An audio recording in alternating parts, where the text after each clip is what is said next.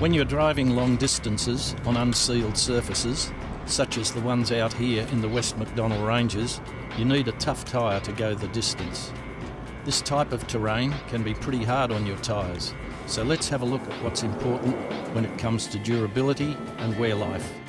Neil, what we've got here are two destroyed tyres to show us what a cutaway looks like of a passenger car construction tyre, the type that's fitted standard to four-wheel drives out of the factory, and an LT construction tyre.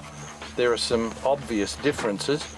The surprising thing is though that they're actually the same section tyre, yet this looks much bigger and much stronger.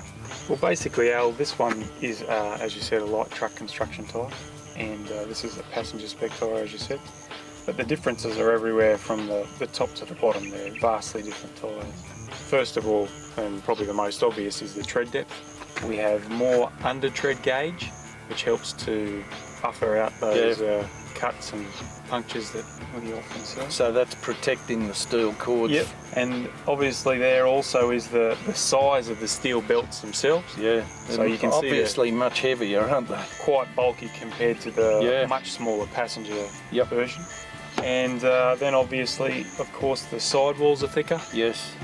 The bead area is thicker. We call this the apex or the bead. Now the tread depth, it's obviously deeper, so why not make it deeper still? That would be nice if we could just go taller. Yeah, it'd be perfect. Away you go. There's a couple of important catches. Firstly, we get a lot of tread squirm. The deeper the tread is, the more the tread itself deflects under load. So the load. blocks are getting unstable. The blocks squirm, and as they're loaded from heavy side loads or front and rearwards, they actually contort, and that means that at the steering wheel you feel quite a sloppy or unstable handling feel. Yep. So that's one important reason why you can't have too great a tread depth. Sure. The second one is heat build-up, where we must manage the amount of heat that's built up in the tyre as it's running down the road under load and it's flexing, isn't it? It's flexing constantly. Every time it rotates around, it flexes. The sidewalls flex, and you get heat build up all throughout the tread area. And most noticeably on the shoulders here, as you can see, that's the largest amount of rubber in the tread section. And we get extremes of heat in this area. We've got to maintain a manageable heat in that area. Right, so it's obvious why light truck construction tyres are much better for the roads we're on at the moment with these stones than a passenger car construction tyre.